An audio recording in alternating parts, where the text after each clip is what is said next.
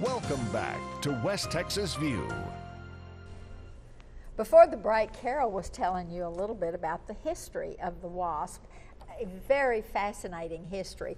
But one of the things we haven't got to is that they had to buy their own uniforms. Can you imagine our drafting a soldier or enlisting a soldier now and saying, oh, and by the way, you've got to buy your own shoes and boots and pants and shirt and jackets. You've got to do all your fatigues, all of that yourself. But that's what we told the WASP. But eventually, Neiman Marcus decided that he would come to Sweetwater and measure the women and designed the most wonderful uniforms. And so they got out of the khaki pants and the white shirts. Which they had to buy. They had to buy. They put together their own. It was called the general's uniform. When they had a general come for inspection, and they were just in civilian clothes and the one-piece mechanic suits that they called zoot suits that they were issued when they first arrived at a which were all men, and so all size they had 42. To roll up. Right, they had one size. There was a cute little WASP when she visits the museum. She said that she'd been dropped off at her barrack in the cattle trailer, and they went to the and I can't even remember what you would call where they would go to get their uniforms. It wasn't the commissary. Maybe it was the commissary. They handed her this folded up uniform or a pair of overalls with her bedding, and she went back and made her bed and got into these overalls, and they were huge. The sleeves were down to here. The waist was almost to her knees, so she folded it up, went back and said, you know, there's been a real mistake. This is entirely too large for me. I need a smaller size. And the man took it from her and said, oh, little lady, I'm so sorry. Let me see if we can fix that. Turned around, got another one, handed it to her. She got back and tried it on. It was exactly the same size. They were all size 42s that had to be altered or rolled up or belted. And the girls called them zoot suits. And that was what they trained in until early in 1944, when Jacqueline Cochran felt like they needed uniforms. And she talked to Hap Arnold. She wanted Santiago blue, which is a beautiful blue, not sky blue, not navy blue, but a really pretty bright blue. Soft. Soft blue. And Hap Arnold wanted the kind of olive drab and tan that Army officers. Well, at Jacqueline Cochran, Neiman's designed. They agreed on the style of the uniform, and they made two uniforms, one in olive and brown and the other in Santiago blue. And Jacqueline Cochran was a very savvy woman. She got the loveliest of all the WASP to wear the Santiago blue, and a not particularly attractive person to wear the olive and the tan.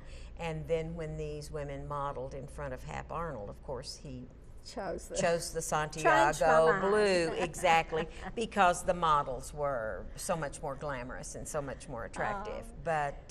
But then the next segment of their history was that they really kind of caught on to certain people. There was still a lot of opposition, particularly in the Congress, with those pompous old men who were saying, oh, we don't ever want a woman in the military. Do not want a woman, no. And so Walt Disney really was fascinated with the WASP story, and he designed this, right? Right, Fifinella. Roald Dahl, who was the author of Charlie and the Chocolate Factory, was an Englishman, and he had written this book, The Gremlins, that Walt Disney illustrated for him and made a movie. And in this book, they were mostly male gremlins, and you can see, but there was one really sweet female gremlin. Her name was Fifinella. And male pilots would, if they had engine problems or landing gear problems, they would say, ooh, there was a gremlin in my gas tank. Well, the WASP needed a mascot. Oh, good. So they adopted they adopted the female gremlin, Fifinella, as their mascot.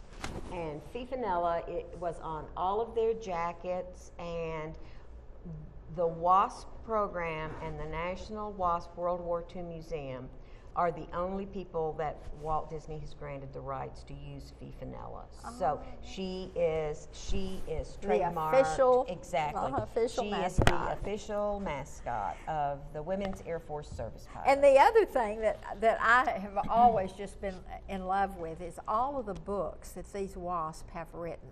And one of the things, talk about how accomplished these women were, because these weren't just little uneducated farm women who came off the field and didn't know anything. These were people that were aware. They may have worked in factories, they may have lived in rural areas, but they were all ambitious, tough. They were very ambitious and very well educated. You had to have a high school diploma to apply for the program. Most of the WASP had at least 1 year of college. There were WASP who were models. There was a movie starlet who entered the program. A debutante from Philadelphia, very wealthy family. They came from every walk of life. But to be a pilot, you had to have a certain amount of mental agility to be able to fly, simply for the fact that they didn't have computers. I mean, you had to make the mechanical calculations exactly on your own. A lot of them, after the program was dissolved in December of 1944, the records were closed and sealed and not opened until 1977. So the history of the WASP were really not very well known. They went on to either become private or commercial pilots after the war. A lot of them went back. One of the WASP was a very fine artist and sculptress. She went back and had a very fine career in the arts. A lot of them were teachers. And most of them wrote their memoirs in one way or the other. And a lot of WASP wrote books that tell us. And you've got them all at the shop there. Exactly. And we're going to have to close our program today. We just barely scratched the surface, and so we're coming back next week with continuation of this program, and you're going to love it because we've got so much more to talk to you about. We'll see you next Sunday with another program. Thanks for joining us today. Thanks for joining us for News West 9's West Texas View with Johnny Lou Avery. This has been a public affairs presentation of KWAB TV and KWES TV.